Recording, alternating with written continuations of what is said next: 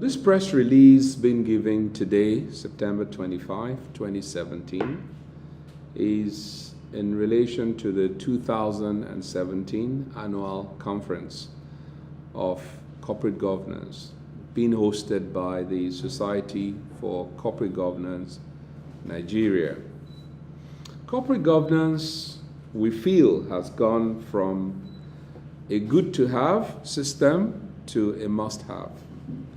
It defines the health, growth, and sustainability of the enterprise. Now, over the years, the Society for Corporate Governance Nigeria, a non-profit organization, has continued to deploy its resources to enhance knowledge and practice of corporate governance, best practices, and ethics in Nigeria.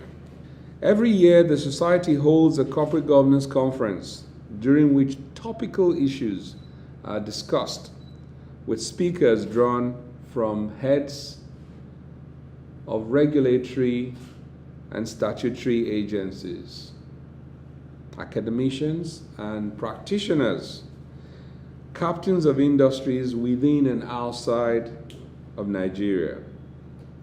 The 2017 edition of the conference has been scheduled to hold on Wednesday, September 27, at the Oriental Hotel, Lagos, by 10 a.m. on the dot. The theme of this year's conference is institutionalization of corporate governance as a tool for national economic development. The practice of corporate governance in the public sector and private sectors, its impact on businesses and national economic development at large will be discussed extensively. Corporate governance and economic development are interdependent in our view, yet intertwined through the process of economic reforms. Effective corporate governance mechanisms promote the development of strong financial systems necessary in any economy. This year's edition of the conference will have as its main speaker Professor Melvin King, SC, Chair, King Committee on Corporate Governance that produced the King's Code 1 of South Africa, also produced King 2, King 3, and now King 4 in South Africa. The Learned Senior Counsel, SCIL, and former Justice, in South Africa is referred to as Judge, of the Supreme Court of South Africa, will be sharing insights in corporate governance drawn from his wealth of experience on the subject. The conference, which will be held under the distinguished chairmanship of Mr. Pascal Dozier, Commander of the Order of the Niger, the President of the Society for Corporate Governance, and also Chairman MTN Nigeria, will attract captains of industries, chairmen and directors of companies, company secretaries, members of the diplomatic corps, regulators, and other stakeholders. This conference is aimed at providing a platform for investors and government officers to deliberate on business opportunities that exist despite various economic challenges and changes.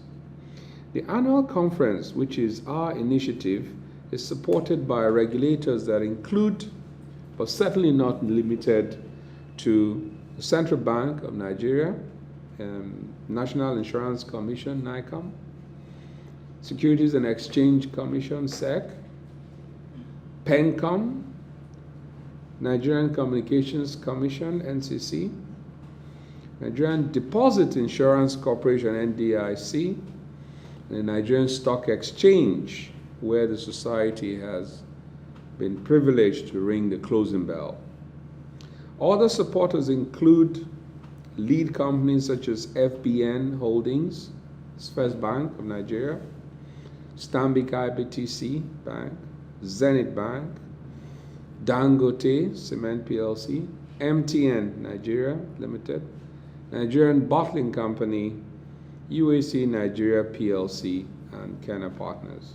On the day of the conference, we will proudly unveil and present to the public, starting with the conferees, the conference attendees, the following books: Leading an Effective Board, the Chairman's Guide by the Society.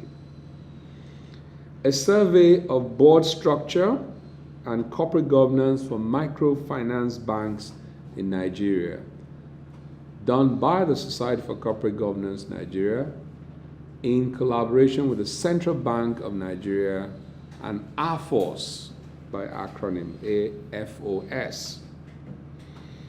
The foreword to that book is written by Mr. Godwin Emefiele, CON, and Governor of the Central Bank of Nigeria. The third, and by no means the least of the publications, is our annual Corporate Governance Reporting, a report of the 30 most capitalized companies on the Nigerian Stock Exchange, the biggest of our companies, the top 30. Participants at the conference will include regulators, chairmen of boards, directors of companies, corporate governance experts, top management, senior managers of various sectors, fellows and members of the society. Now, the board, fellows, and management of our society anticipate a good conference, Deo Volentae, whose outcome will continue to positively influence the direction of corporate governance reforms and focus in Nigeria. In terms of the capacity to deliver a solid engagement interaction on corporate governance, what has been the role of the Society of Corporate Governance in this regard, building up in Nigeria? Our role has been somewhat facilitative, and that has happened through research and publications, engagement with the stakeholders, as well as assisting the regulators. We have worked closely with the Central Bank of Nigeria, the Securities and Exchange Commission, the Nigerian Stock Exchange, as well as NDIC, NCC, in helping them understand better the feedback from the industry through our various reports. We do publish a report of corporate governance in top 30 most capitalized companies in Nigeria in the stock market, and that has happened every year consistently for the past 5 years. So in advising regulators such as the Central Bank and NDIC and co, we create a forum, a different fora where the regulators get to understand the thinking of the people they regulate, the entities they regulate. And the entities get a better understanding of what the regulator is looking for, the things that they frown at. And once you have this sort of openness of discussion, you sort of preemptively deal with maladministration instead of waiting for it to happen and then be reactive.